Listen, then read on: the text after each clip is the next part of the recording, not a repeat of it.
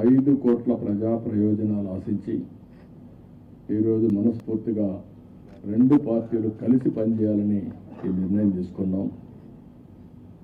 ఈరోజు రాష్ట్రానికి ఇది ఒక హిస్టారికల్ డే. ఒక మంచి ప్రయత్నానికి తొలి అడుగు ఇది.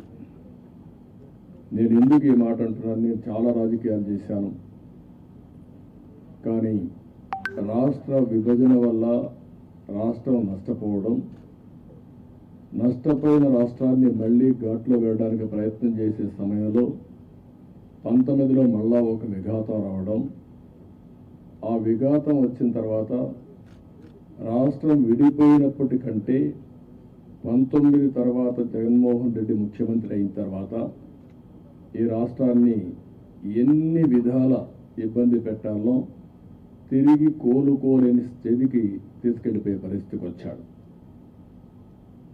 ఇది ఒక వ్యక్తికి నష్టం కాదు, లేకపోతే పవన్ కళ్యాణ్ గారికి నాకే నష్టం కాదు.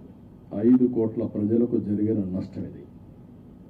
బ్రాండ్ ఆఫ్ ఆంధ్రప్రదేశ్ పూర్తిగా డెమాలిష్ చేసిన సందర్భం ఇది. ఇంకొక పక్క ఎవరైనా సరే ప్రజాస్వామ్యుడు ఇది తప్పు, ఇది కరెక్ట్ కాదు, నాకు అన్యాయం జరిగిందని చెప్పుకోలేని పరిస్థితి. ఈ అవమానాలు ప్రజలు భరించారు, కార్యకర్తలు భరించారు, పత్రికా విలేకరులు భరించారు, మేము కూడా భరించాం. నా విషయం మీ అందరికీ తెలుసు. 5 కోట్ల మందికి పవన్ కళ్యాణ్ గారు ఒక మంచి ఉద్దేశంతో వస్తే ఇప్పటం గ్రామంలో జరిగినటువంటి సంఘటన దగ్గర నుంచి విశాఖపట్నంలో రోడ్ షో కూడా చేయనీయకుండా చేసే పరిస్థితి, అడుగడుగున రాజకీయ నాయకుల్ని అడ్డుకొని అరెస్టులు చేసే పరిస్థితి వచ్చింది. అవన్నీ కూడా దృష్టిలో పెట్టుకున్న తర్వాత మేము ఒకటే ఆలోచించాం. మేమందరం కూడా రాగద్వేషాలకు అతీతంగా 2 పార్టీలు కలిసి మనస్ఫూర్తిగా సహకరించి ఈ రాష్ట్రాన్ని కాపాడే బాధ్యత మేము తీసుకోవాలనే ఉద్దేశంతోనే ఈ ఎక్సర్సైజ్కి ప్రారంభించాం. అయితే ఈరోజు ఒక అహంకారంతో ఇక్కడ కూర్చున్నాం. దీని పక్కనే ప్రజావేదిక విధ్వంసంతో ప్రారంభమైంది. ఆ ప్రజావేదిక విధ్వంసం అయిన తర్వాత డెబ్రీస్ ఇంతవరకు కూడా తీయలేదు. ఒక అహంభావి ఎంత ఈ విధంగా ప్రవర్తిస్తాడో అనేదానికి ఇది ఒక ఉదాహరణ. అంటే అనునిత్యం నేను కానీ నా దగ్గరకు వచ్చిన పవన్ కళ్యాణ్ గారు కూడా చూస్తే గుర్తు రావాలి ఆ విధ్వంసం. ఆ విధంగా విధ్వంసం చేసే పరిస్థితికి వచ్చారు.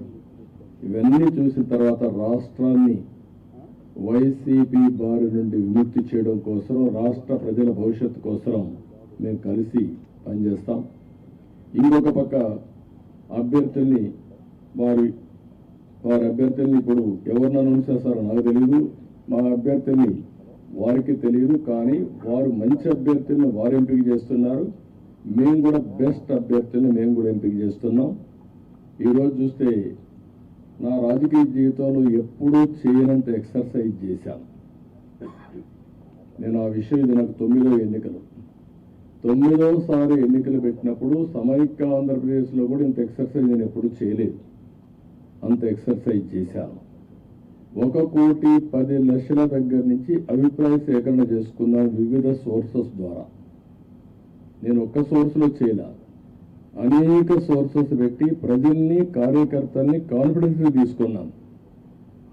నేను ఒక మహత్తరమైన కార్యక్రమానికి శ్రీకారం చుట్టినప్పుడు నాకు సరైన సమాచారం కూడా ఉంటే సరైన నిర్ణయాలు తీసుకుంటాం. నాకు సరైన సమాచారం లేకపోతే సరైన నిర్ణయాలు తీసుకోవాలనే ఉద్దేశంతో సమాచారం తీసుకుని అన్ని కోణాల్లో విశ్లేషించిన తర్వాతనే ఈ 94 మంది అభ్యర్థులను రోజు వడబోసి ఫైనలైజ్ చేశాం.